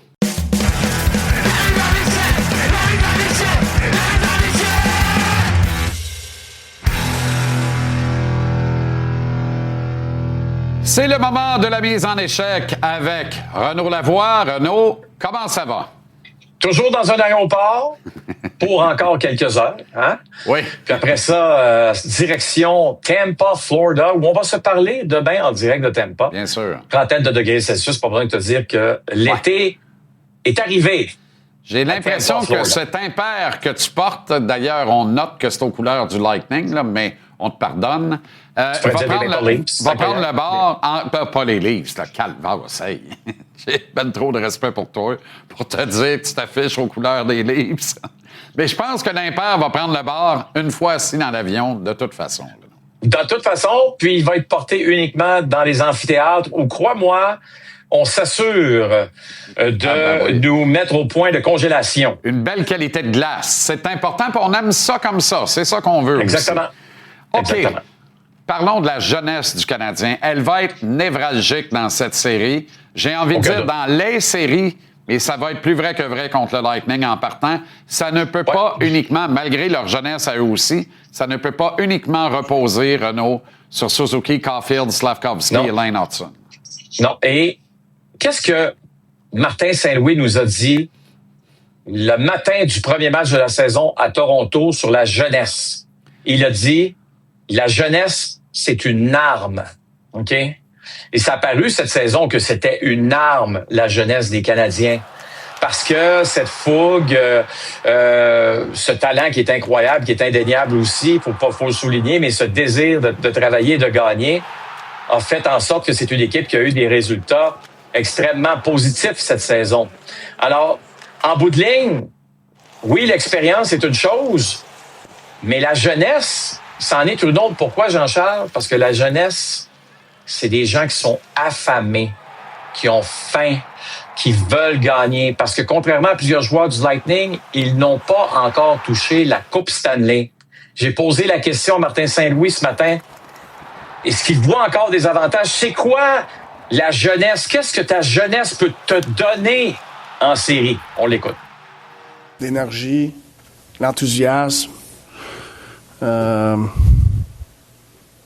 mal ça, je te dirais, tu sais. On est jeunes. OK. Let's go. C'est ça. Formidable. On est jeunes. OK, Formidable. Let's go. Puis dans ce temps-là, du côté du Lightning, on a une moyenne d'âge de 29 ans. Chez les Canadiens, on a une moyenne d'âge de 25 ans. OK? La seule équipe de la Ligue nationale à 25 ans qui se fait en série. Ce n'est pas rien, comme tu dis. Mais il y a des joueurs de plus en plus à qui je parle qui me disent que quand un club gagne la Coupe Stanley, au moins une fois, il faut que ce soit un groupe très, très spécial avec des joueurs très, très spéciaux pour aller en gagner une autre après. Parce que ton désir d'aller gagner cette coupe-là, là, tu te dis, j'en ai déjà une dans la poche. Mon nom est déjà dessus. Là. J'ai fait ce que j'avais à faire, tu comprends? C'est pas tout le monde qui pense comme ça. Mais 90% des joueurs qui la gagnent pensent comme ça, minimum. Alors, c'est là que le Canadien doit en prendre avantage parce que ça, c'est un club présentement. D'une manière ou d'une autre, je l'ai dit puis je vais le répéter, dans les 10 prochaines années, les Canadiens vont gagner au moins 2 Coupes Stanley. Alors, pourquoi pas commencer plus tôt que plus tard? Ben, complètement. Puis, tu sais, hier, tu as dit quelque chose, je pense que c'était à la mise en échec. Quand on s'est parlé, tu as dit quelque chose de tellement intéressant sur justement cette perspective-là, là, tu sais, puis l'identité du Lightning qui semble être une identité empruntée, pour ne pas dire cut and paste, là, copier-coller sur... Tu sais, ça fait 3 ans qu'ils n'ont pas goûté à la finale, là. Ça fait 3 ans que c'est 2 voisins d'État qui y vont, puis avec une recette bien précise. Mais des fois, quand tu joues un rôle de composition qui n'est pas ton ADN premier, ça se peut que tu chantes faux, que tu l'échappes dans une courbe. Il faut capitaliser là-dessus. Et la stat la plus déterminante, plus de 1100 minutes de pénalité, alors qu'il n'y a pas un autre club dans la Ligue qui en a 1000. Ça veut dire que cette identité-là, ils ont de la difficulté à la gérer et à l'assumer. Avantage canadien à condition que Montréal comprenne ça et cash in là-dessus. Et ils doivent se servir en exemple des 2 derniers matchs contre Tampa parce qu'ils nous ont planté 2 fois en décembre, mais ils n'ont pas bien fait grand-chose dans les 2 matchs qu'on les a affrontés récemment. Faut cacher in là-dessus, Renaud, absolument. Oui, et il n'y a pas de doute que c'est l'objectif, évidemment, mais j'ai hâte aussi de voir ce groupe d'entraîneurs, parce que à la fin du point de presse, Herb Zorkowski de la Gazette a demandé à Martin Saint-Louis, écoute, t'as quand même John Cooper devant toi, là. Il a dit, regarde bien, là, j'embarquerai pas là-dedans, je vais me concentrer sur mes choses. Mais tu penses-tu que Martin Saint-Louis, lui, il est pas affamé aussi, comme coach? Assurément. Il a faim. Assurément. Il a très, très faim. Très, très faim. Ivan Demidov a connu une saison recrue très acceptable, Renaud. Tu sais, quand on regarde, c'est parce que là, on est inondé, là, 100 points de Suzy, les 50 buts de Caulfield, Slavkovski, saison phénoménale. Hey, c'est de la peau, le kid a ramené de la peau cette année dans ces circonstances-là. Je pense qu'on peut rêver grand pour la suite des choses avec Ivan. Sais-tu pourquoi je pense ça? Je sais que c'est deux joueurs complètement différents, OK? Aucun rapport, là. Il y en a un qui est un joueur de centre, l'autre c'est un allié. Quand je parle de l'allié, c'est Demidov. Mais le joueur de centre, c'est Macklin Celebrini. Puis Macklin Celebrini, dans sa première saison dans la Ligue nationale, la saison dernière, c'est 63 points, à peu près 70 matchs, il a été blessé, OK? Très bonne saison, mais il y a une grande différence entre Macklin Celebrini de l'an dernier et cette année. Cette année, c'est plus que 110 points. Il joue son dernier match de la saison ce soir, OK? Je dis pas que Ivan Demidov va ramasser 100 points la saison prochaine ou 110 points, mais je vais vous garantir une chose. Si Ivan Demidov est en santé, d'après moi, c'est 1 point par match en moyenne. Et peut-être même plus. Parce que le fait qu'il va avoir connu la Ligue nationale, qu'il va avoir fait le tour de la Ligue, les tendances des joueurs, des gardiens de but, comment on réfléchit, comment on joue, comment on doit se préparer, quel genre d'été je dois avoir qui va être aussi très important. Pas parce qu'il était paresseux avant, pas du tout, là n'est pas le point. Le point, c'est qu'il gagne de l'expérience. Moi, je regarde Macklin, ce qu'il a fait, je regarde Ivan Demidov, et je me dis qu'il n'y a que du positif qui s'en vient. Deux joueurs différents, mais dont la trajectoire risque de se ressembler, Jean-Charles. Je veux dire plus que ça, Renaud. On aurait une vraie conversation pour le trophée Calder entre Demidov et Schaefer si Demidov avait eu la chance de jouer avec un centre de qualité toute la saison. J'accuse pas les Verts Kapanen. Non, mais on sait tous que les deux Coupes Stanley que tu prédis, puis je pense que tu es right-on avec ça, là. On le sait qu'on va les gagner avec Kapanen au centre du troisième trio. Là. D'ailleurs, avec les formations de l'entraînement aujourd'hui, là, Kapanen risque de commencer les séries au centre de la 3 et c'est parfait comme ça. Alors, avec un centre créatif, productif, compréhensif de la bébite Demidov, ce gars-là, c'est plus qu'un point par match. Il n'y a aucun doute, c'est indéniable. En fait, si tout colle, d'ici 2 ans, on peut avoir un top 6 de 500 points chez le Canadien. Ça n'aurait pas de bon sens, mais... Ben, la 1 a 260 points cette année. Ben oui, je sais. C'est juste à y penser. Je me mets à rêver. Tiens, juste à y penser. On vit une première en 30 ans dans la Ligue nationale, Renaud? Depuis 1994, c'est la première fois que le pourcentage d'arrêt des gardiens de but de la Ligue nationale se termine sous la barre des 900. Peux-tu croire? Pense-y! Wow! C'est hallucinant comme statistique. OK, 94, ça fait un bail, là. Ça fait, écoute, c'est une éternité. Ça s'explique de toutes sortes de façons. Ça s'explique avec le fait, puis je sais que mes collègues m'en parlent souvent parce que je parle du pourcentage d'arrêt des gardiens qui est autour des 896. OK? Et les gars me disent, ouais, mais regarde aussi, là, il y a moins de lancers dans la Ligue, là. Quand tu regardes le nombre de lancers, Jean-Charles, c'est le plus bas dans l'ère du plafond salarial. Ouais. Il y a une autre raison, puis c'est là que mes collègues rentrent en ligne de compte parce qu'ils sont beaucoup plus intelligents que moi, sans aucun doute. Et je les salue. C'est qu'ils me disent, tu sais, non, mais puis c'est qu'ils me disent, tu regardes ça ici, là, c'est fou ce tableau-là, 3 buts et plus. C'est parce qu'ils me disent, Renaud, le gambling force, la Ligue nationale force les équipes. Lorsqu'ils ont, c'est pas les équipes qui engagent les officiels mineurs, c'est la Ligue nationale. Mais on a forcé les officiels mineurs à être très, très justes dans le nombre de tirs qui sont accordés, qu'un joueur peut obtenir ou encore ils sont sur le gardien de but. C'est très important qu'il soit cadré. Ouais. On peut pas y aller à la sauvette parce qu'il y a des gens qui perdent ou qui gagnent beaucoup d'argent en raison justement de ces statistiques-là. Absolument. Alors, c'est la Ligue nationale qui l'impose et ça fait en sorte qu'il y a une baisse remarquée du nombre de lancers qui sont cadrés dans un match depuis 1 an ou 2. Souvent, ceci explique cela parce que le gardien de but en reçoit moins de lancers, il en reçoit plus, mais cadré, moins.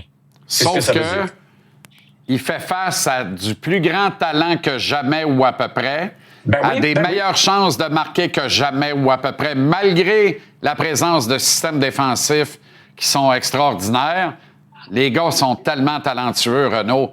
Le hockey n'a jamais été bon de même. Puis la stats là, du pourcentage d'arrêt, là, nomme-moi-en un. Il y a 1000 personnes qu'on peut nommer qui sont bien contents de ça. Nomme-moi-en un qui est plus content que toutes les autres. Ben, j'imagine. Gary Bettman. Gary, ben oui, il a tout fait. Gary Bettman. Depuis qu'il est là, qu'il se bat pour qu'il y ait plus de buts, puis que les gardiens soient moins les super vedettes de la Ligue nationale, gagner son pari, là. Alors que les gars vont gagner 12, 14, 15, 16, 17, 20 millions par année d'ici 3 ans, les superstars, les meilleurs gardiens risquent d'être encore autour de 10, 11 millions, Renaud. Pas le choix.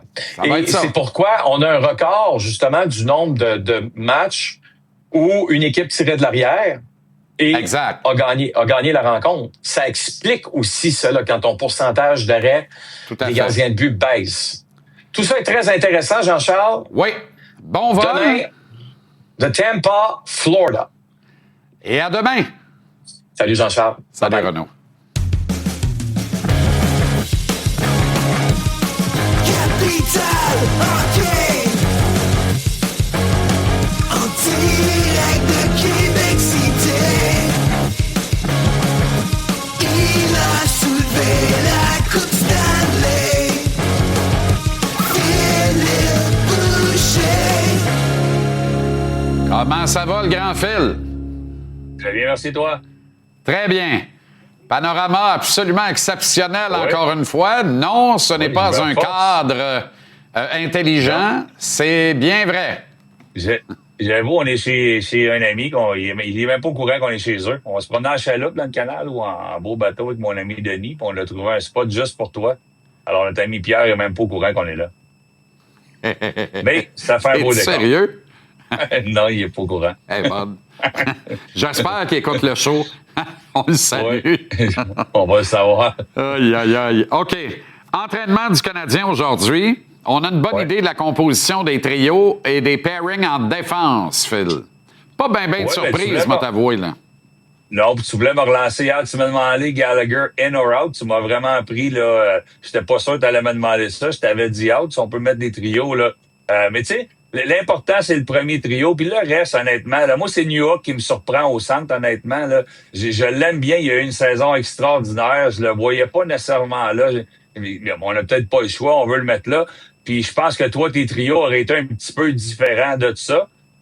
Mais tu sais, t'as toujours un plan. Ben, le plan A, faut que tu l'aies, oui, pour la game numéro 1. Faut que tu décides les 20 joueurs que t'habilles, ton gardien de but numéro 1, les unités spéciales. Mais quand le match commence, on peut changer ça. Puis moi, ce que j'aime, c'est que Martin, peut-être indépendamment à sa volonté, a appris à bouger ses trios parce que par le passé, il nous a vraiment montré qu'il voulait garder les joueurs ensemble, qu'il voulait garder surtout ses trios d'utilité toujours ensemble. Mais moi, je pense que qu'est-ce qu'on voit là aujourd'hui pourrait changer en vue de la pratique de demain et pourrait changer en cours de match, le match numéro 1, numéro 2, numéro 3. L'important, c'est d'être en santé. On semble être pas si pire de ce côté-là.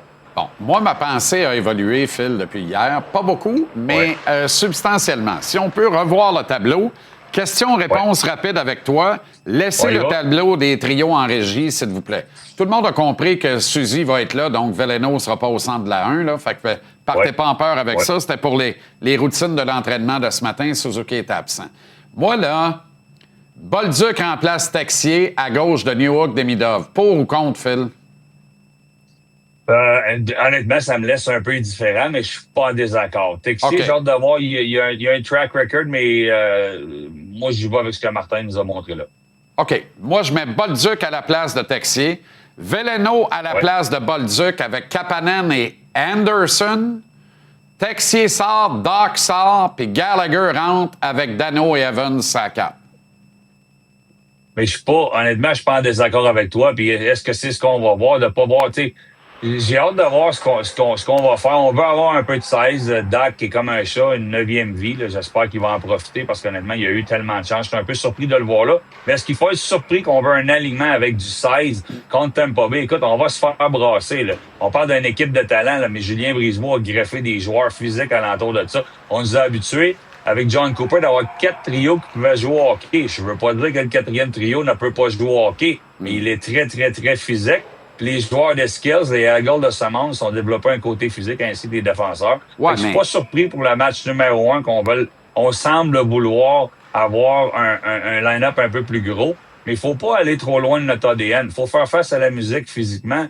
Mais honnêtement, faut jouer rapide, faut bouger la rondelle, faut marquer des buts sur le rush. Puis il faut utiliser nos forces. Puis j'ai hâte de voir si le Canadien va être capable de le faire. Mais tu sais, même si Doc a un pied plus grand que Gallagher, sa game physique n'est pas meilleure que celle de Gallagher. Non. Celle de Gallagher est meilleure que celle de Doc.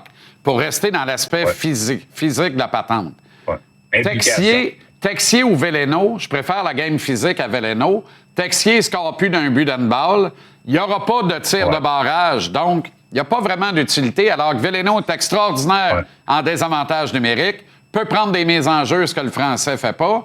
Tu sais, à un moment donné, il y a des décisions logiques à prendre qui ne sont pas prises pour le moment, mais le coach fait confiance à son line-up. Tant mieux si ça part droite avec ça. Mais on comprend que jusqu'à preuve du contraire, on peut en débattre. Ouais. On s'entend qu'on souhaite une victoire. Puis Bolduc, on l'aime beaucoup, je l'aime beaucoup, je le connais un petit peu, je connais la famille, on veut le voir. Il a joué 78 matchs, à moins je me trompe, cette saison. Fait que c'est pas surprenant de le voir dans l'alignement, mais si le Canadien pourrait avoir un long parcours, je vais te le dire, ce que je t'ai déjà dit, moi je pense que Slavkovski a tout pour avoir le Conn Smythe, si un jour on se rend là. Bolduc a tout pour passer du 3e trio au 2e, au premier au cas de besoin si on a des blessures, sur l'avantage numérique, puis marquer le gros but en supplémentaire. Il n'y a pas des marqueurs naturels chez le Canadien, on les connaît, ils en ont 30, puis ils en ont 50. Mais les autres, c'est pas nécessairement des marqueurs naturels. Et moi, je pense que Bolduc pourrait faire la différence avant que les séries soient terminées. En défense, on voit les paires assemblés par Martin. Là. Heureusement et Eureka, Carrier prenait des routines régulières aujourd'hui. Alors, c'est une bonne nouvelle. On l'a jumelé à Lane Hudson. C'est une autre excellente nouvelle, si tu veux mon avis. Matheson se retrouve avec Adam Ekstrom parce que Goulet est absent de l'entraînement. Donc, on peut imaginer que ça va être Goulet qui va compléter le top 4 avec Matheson. Et là, on a Jacky et Struble sur la 3e paire. Moi, j'ai l'impression que ça va finir avec Struble à gauche puis Reinbacher à droite. Mais ça pourrait arriver, mais honnêtement, il faut qu'on revienne en santé un petit peu plus rapidement que ça. Puis j'ose croire qu'on guérit les bobos, on laisse les joueurs. Tu sais, Goulet était in and out. De voir Carrier sur la glace, c'est un signe très, très, très positif. Honnêtement, on a besoin des droitiers, t'en as jamais assez, mais des joueurs d'expérience qui roulent sa bosse dans la Ligue nationale depuis longtemps. Ça fait du bien de le voir là, mais il va falloir être plus en santé parce que moi, c'est pas une défensive que je trouve convaincante. Aujourd'hui, à l'entraînement, mais beaucoup de choses vont changer d'ici dimanche. Phil, je ne sais pas quelle mouche a piqué les coachs de la Ligue nationale après le bon vieux Rick Bowness. Pour un deuxième soir de suite, un coach Charles de Ségon. On écoute la colère de Todd McLellan. Both teams came in with nothing on the line, and you can see their championship pedigree. So I'm going to compliment the Panthers. It runs throughout the organization. They came and they played, and it meant something to them. Écoute, Rick Bowness s'est mérité. On a l'air à passer une autre année avec ses commentaires. Est-ce que lui va se mériter quelque chose? Je ne sais pas, mais moi, j'ai senti une petite flèche envers Steve Yzerman. Quand il dit que les Panthers, c'est une équipe championne dans toute l'organisation, c'est les joueurs qui sont à blâmer hier. Steve Yzerman a sûrement des questions à répondre aux propriétaires de l'équipe et aux dirigeants parce que ça ne fonctionne pas comme on voudrait. Il y a un championship pedigree lui aussi, là, bien entendu avec les Red Wings et avec tout ce qu'il a fait à Tampa Bay. Moi, je trouve que c'est une flèche peut-être un peu, à moins que ce soit moi qui ne le comprenne pas comme il faut, mais c'est une flèche qui aurait dû être dirigée aux joueurs comme Rick Bowness a fait. Et elle a été dirigée un peu à tout le monde dans l'organisation. Puis celle-là, je l'aime un peu moins. As-tu l'impression que Yzerman est sur du temps emprunté? On a de la difficulté à imaginer ça parce que Stevie Y, c'est les Red Wings de Détroit. Et les Red Wings, c'est Stevie Y. Ouais. Ben moi, on va le savoir assez rapidement, que ce soit le coach ou lui qui parte, ou on va peut-être lui faire confiance. Moi, j'aime beaucoup Steve Eisenman. Est-ce que lui veut encore être là? C'est la même chose, tu sais. Tu congédies pas un Joe Sakic, tu congédies pas un Steve Eisenman. Il y a bien des personnes, des monuments dans le hockey que tu ne peux pas congédier, que tu décides qu'eux vont quitter d'eux-mêmes. J'ai bien hâte d'avoir la décision que Steve Eisenman va prendre dans les prochaines semaines, parce que ça va clairement être la sienne. Ben oui, c'est ce que je pense aussi. Voilà, tu réponds très bien à ma question. Je suis d'accord avec toi là-dessus. Peut-être forcer un petit peu, mais... Peut-être. Mais tu sais, c'est un échec parce que quand tu vois passer Buffalo, puis Ottawa, puis que toi, tu restes sur le quai, c'est pourquoi eux autres, puis pas moi. Même Boston, j'ajoute Boston là-dedans.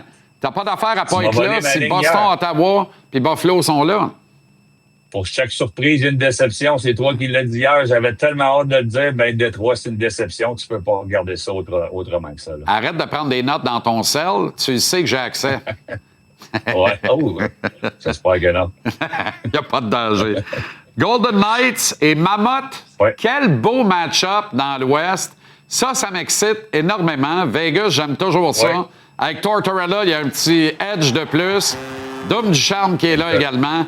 Contre notre chum André Tourigny, le Bear et le Mammoth de l'Utah. Pleinement mérité leur adhésion aux séries, d'ailleurs. Tellement content pour le Bear. Oui, vraiment content pour lui, mais honnêtement, Vegas, là, bon, les changements d'entraîneur en fin de saison, souvent, c'est dur à comprendre. On peut comprendre ce qui s'est passé avec les Islanders. Il y a beaucoup de points d'interrogation de ce côté-là. Mais le move de Tortorella a payé. On n'a pas perdu une game dans les 10 dernières. On est en feu présentement. On va y aller avec les prédictions juste demain, mais je te confirme que j'ai les Golden Knights avancés très, très, très loin en série. Ah, ben on est deux. On est deux. Oui. On est deux. Oui, ils ont fini avec un vent d'eau, tout colle et caracole. Ouais. On dirait que ça redécolle. Beaucoup de talent. Oui. Beaucoup de talent. Beaucoup de talent. Et un coach qui sait comment. Je dis pas que Cassidy ne le savait pas, mais tu sais, le changement leur a fait grand bien, eux autres, visiblement. On ne peut pas en dire autant à Long Island, mais c'est une autre histoire. Après une première ronde très bien départagée, voire très bien équilibrée dans la queue, 3 balayages au deuxième tour, Phil? Oui. Ben, pas surpris. Dans mon temps, c'est un peu ça. Des fois, la première ronde, c'est la plus dure, mais les clubs dominants, restons avec la série, là. Chicoutimi, Québec, c'est pas surprenant que Chicoutimi a gagné. Moncton est solide, et ça depuis des années. Là, du côté de Rwanda, Steve Hartley, très, très content pour lui que ça l'aille bien en série. Il faut se rappeler que c'est moi qui l'avais laissé aller à Drummondville, un peu à contre-cœur, content pour lui. Puis il nous reste une série. Mais pour moi, c'est pas surprenant que ça soit expéditif. Mais on va avoir un carré d'âge très, très relevé dans la Ligue Jean-Maritime Québec. Ouais, c'est l'enfer. L'enfer. Ça va être extraordinaire. OK, le grand. Sois prêt pour demain avec un nouveau panorama. Essaye de pas embusquer la terrasse d'un voisin. Mais en tout cas, sans l'avertir. Bonne veillée. À demain. Merci, bonne soirée. Bye-bye. Aïe, aïe, aïe. On va s'arrêter en pause. Regardez-moi le 58. Des jaunes et noirs, pas les Bruins, les Pingouins. Extraordinaire moment qu'on va passer avec Christopher Letang. Qui l'eût cru? Il va jouer en série. Avez-vous dit ça en début d'année?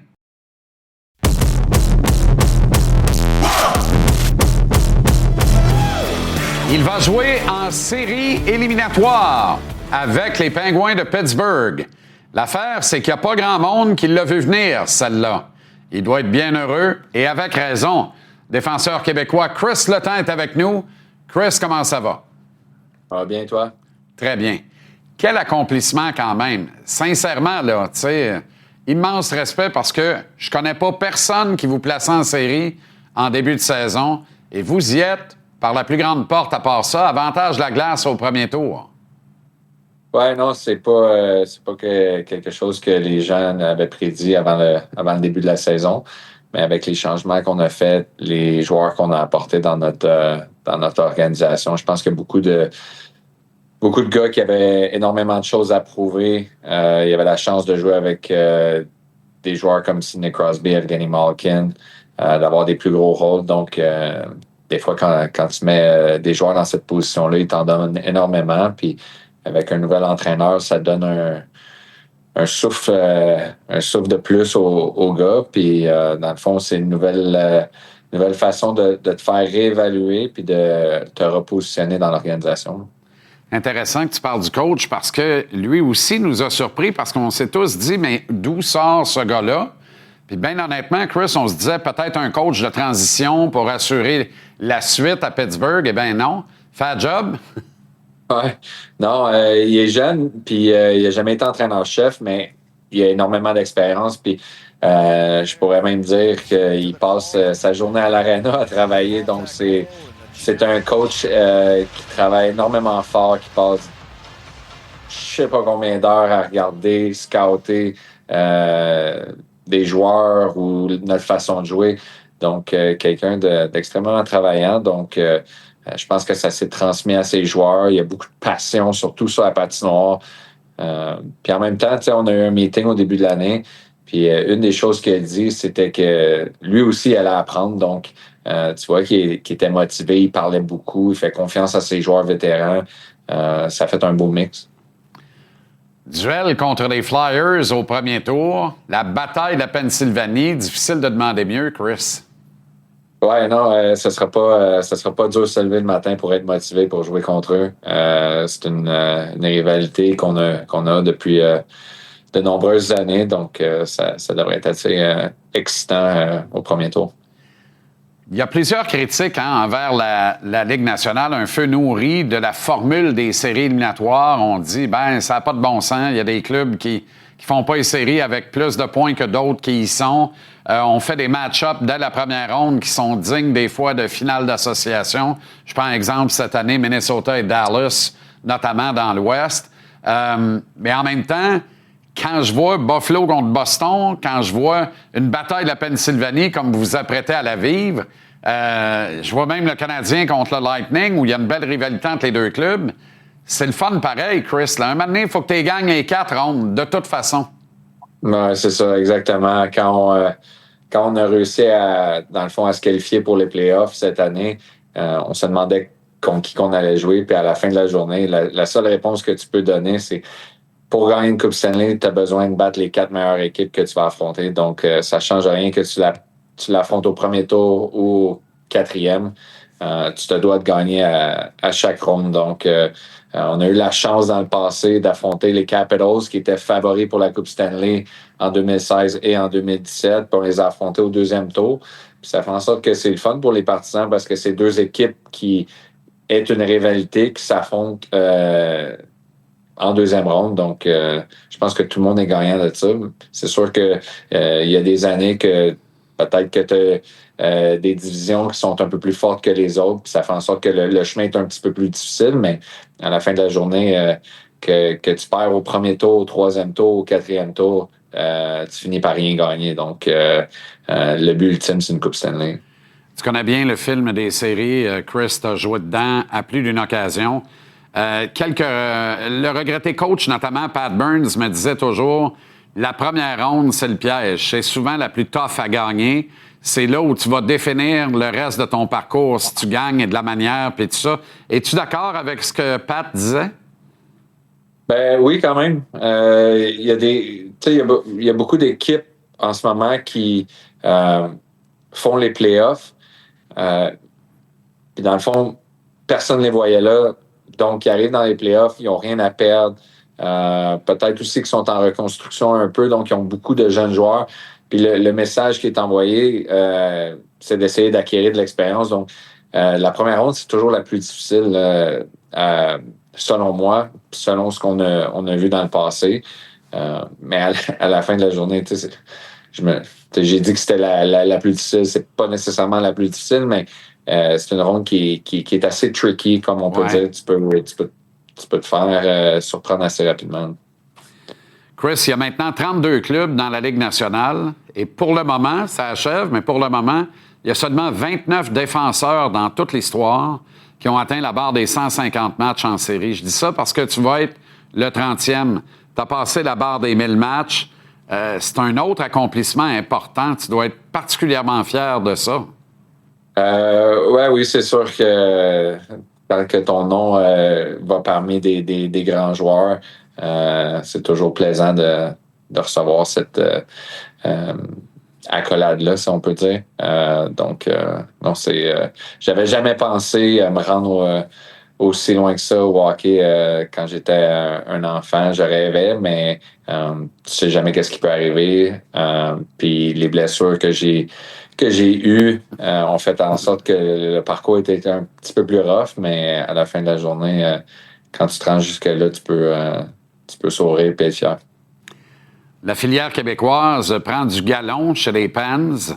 Et il y a quelque chose qui me dit que quand le bœuf de Longueuil, Anthony Manta, se retrouve avec des gars comme Gino et Sid, quand Sam Girard se retrouve avec un gars comme toi, ces deux gars-là deviennent automatiquement meilleurs. Comme n'importe quel autre joueur, tu vas me dire, là, mais je suis content de la saison de Manta notamment, qui démontre cette année tout le potentiel qui avait été vu en lui lorsqu'il avait été réclamé dans un encamp amateur dans le passé. Puis Sam Girard semble vouloir vraiment relancer sur des bonnes bases sa carrière avec vous autres. Oui, je pense que c'est deux bonnes acquisitions pour notre équipe.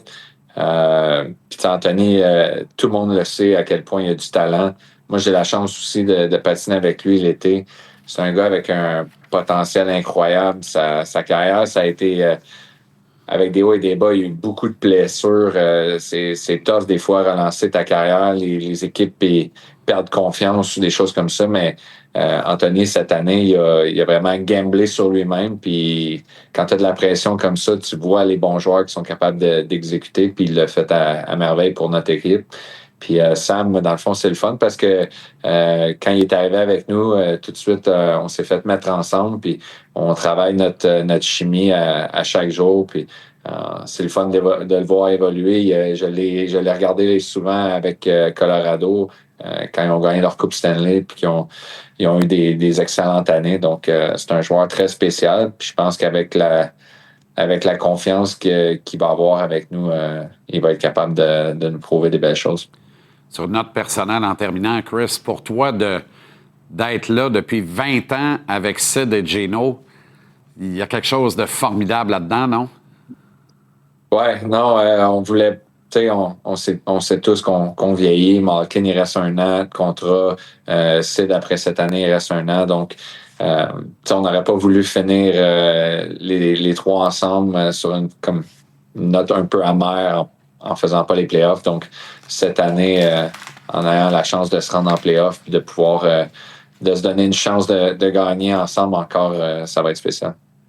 Quand Sid s'est blessé, encore une fois dans un jeu impliquant l'abominable Radko Gudas aux Jeux olympiques, as-tu pensé que le rêve allait s'envoler parce que vous étiez au beau fixe, tout allait merveilleusement bien pour l'équipe?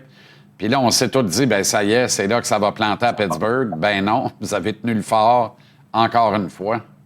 Ouais, non, je pense que il y a beaucoup de gens qui ont vu ça comme une espèce de petite malédiction sur nous avec Sid qui est tombé au combat, mais en même temps, on savait le calendrier qui s'en venait. On avait besoin de tout le monde. On avait besoin d'avoir un gros mois de mars. Donc, je pense que toute l'année aussi, on a montré qu'à chaque fois qu'on avait un défi devant nous, on était capable de le relever. On a des gars qui aiment ça, avoir le stage puis de performer quand les projecteurs sont sur eux. Donc, quand Sid est tombé au combat, Gino a levé son jeu. Erik Karlsson, il a été incroyable en revenant des Olympiques, justement quand Sid s'est blessé. Donc, Erik, on voyait le Erik Karlsson de 2017. Là, c'était assez incroyable ce qu'il a fait.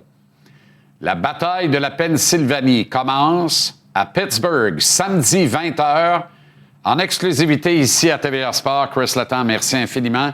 Tu sais combien c'est précieux, autant que Gino, Sid et le reste de vos jeunes coéquipiers maintenant. Amusez-vous, ça va être beau à voir. On est bien contents. Merci d'avoir pris le temps pour nous, Chris. Merci de m'avoir reçu. Salut.